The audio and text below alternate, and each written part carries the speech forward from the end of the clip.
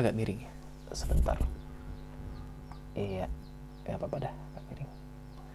Halo semuanya, ini adalah konten pertama yang saya bikin dengan tanpa skrip. Karena sebelum-sebelumnya konten-konten yang biasa saya upload itu pakai skrip, dan sekarang adalah konten unscripted.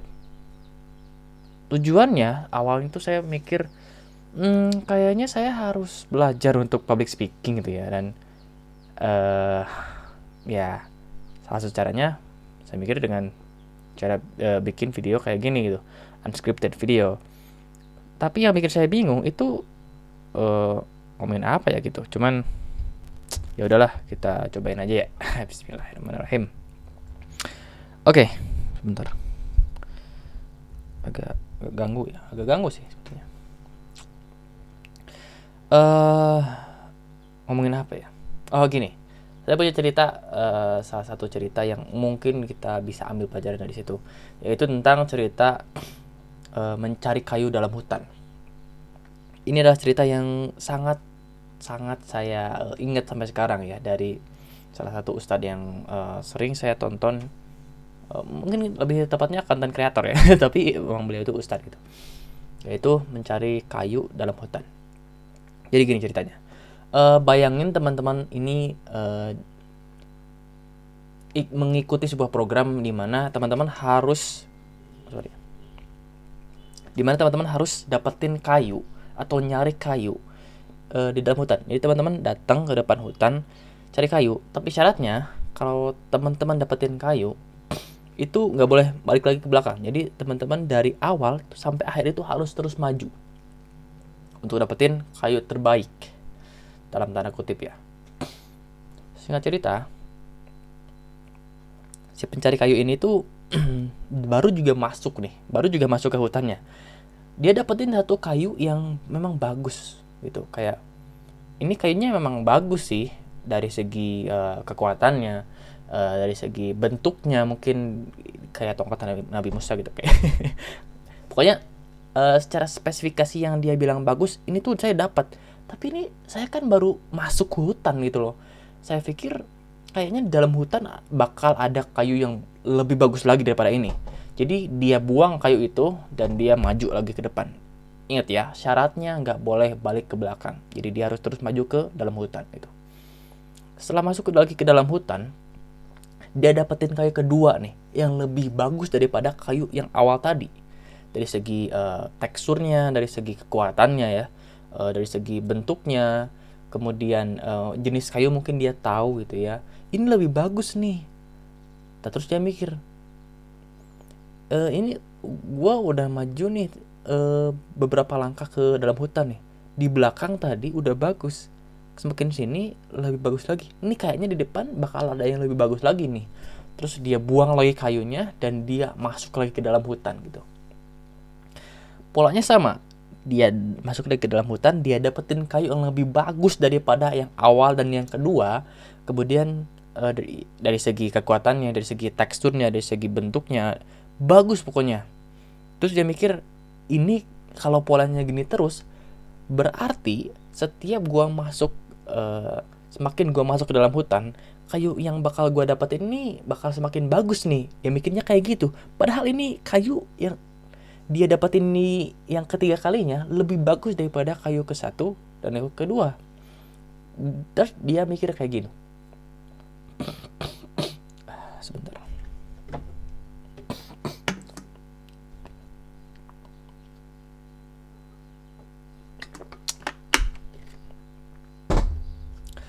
Lanjut, setelah itu dia masuk lagi ke hutan. Dia buang kayu yang ketiga barusan, kemudian dia masuk lagi ke dalam hutan. Ini udah direkam belum sih? Sebentar.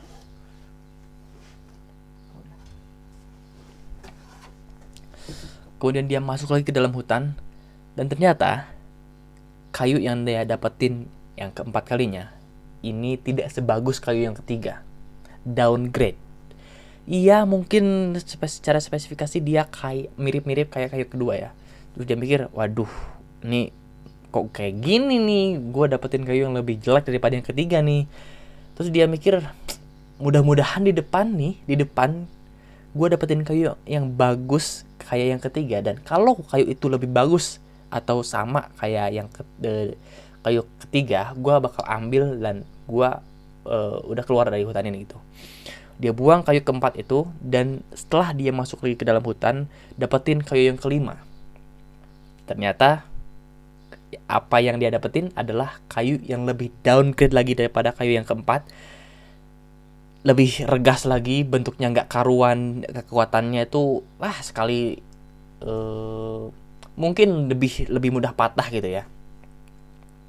Terus dia mikir, oke, pokoknya kalau gue dapetin kayu yang lebih bagus daripada yang kelima ini nih, yang jelek ini, gue bakal ambil, gue keluar dari hutan. Dan setelah dia masuk lagi ke hutan, dia baru sadar bahwa dia udah ada di ujung hutan. Artinya udah nggak ada hutan lagi tuh. Artinya dia udah keluar hutan, dan dia nggak bawa kayu sama sekali dari hutan itu. Ini adalah perumpamaan sebetulnya dari Ustadz Felix Xiao sebetulnya. Perumpamaan untuk pelajaran untuk kita semua untuk mencari pasangan pernikahan gitu. Artinya yang sebetulnya yang harus kita lakukan itu dari awal adalah cari kayu yang sesuai dengan apa yang kita butuhkan gitu, spesifikasinya, kekuatannya seperti apa, bentuknya kayak gimana. Dan setelah punya spesifikasi itu semua, kalaupun di awal pencarian kita di dalam hutan tadi itu dapat sesuai dengan spesifikasi yang kita inginkan, ya udah kita keluar aja, dan penyesalan itu nggak akan terjadi gitu. Nah, untuk spesifikasi kayak gini tuh contohnya, misal kita disuruh mencari kayu terbaik. Nah, kayu terbaik untuk kita ini kayak gimana sih? Sebagai contoh, mungkin kita akan cari kayu yang dari segi tekstur lebih bagus gitu ya. Terus kita tuh butuh kayu untuk menopang tubuh kita misalkan. Berarti apa yang harus kita cari spesifikasinya? Satu, dia harus kuat untuk menopang tubuh manusia. Kedua, bentuknya sesuai yang bisa manusia pegang atau bisa menopang manusia. Kemudian dari segi tekstur ya, tidak terlalu tajam karena nanti bisa menyakiti kulit si pengguna gitu ya. Dan ketika kita punya spesifikasi kayak gitu, dan di awal kita masuk ke dalam hutan dan kita dapetin kayak gitu, ya udah, kita keluar dari permainan. That's it. Itu yang Ustadz Felix ajarin untuk mencari pasangan dalam tanda kutip ya. Dan gimana kita bisa mendapatkan spesifikasi yang akan kita butuhkan? Of course, yang pertama kita lihat juga daripada tuntunan syariat kita gitu, kayak seperti apa yang ustadz-ustadz lain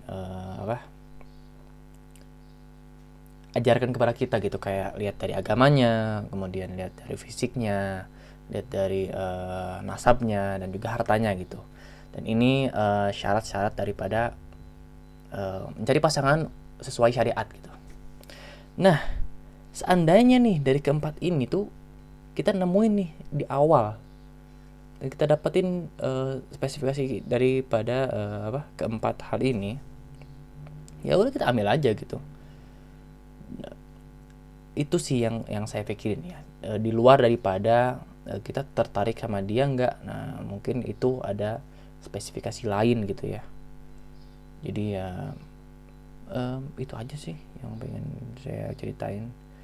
Jadi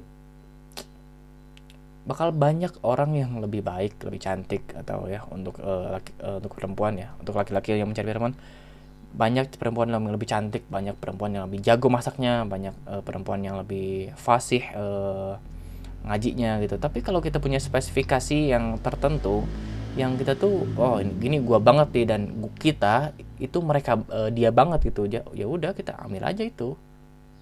Kalau semakin mencari ya kayu yang sempurna, kita tuh bakal sadar ketika kita udah tua gitu. Jadi itu aja sih.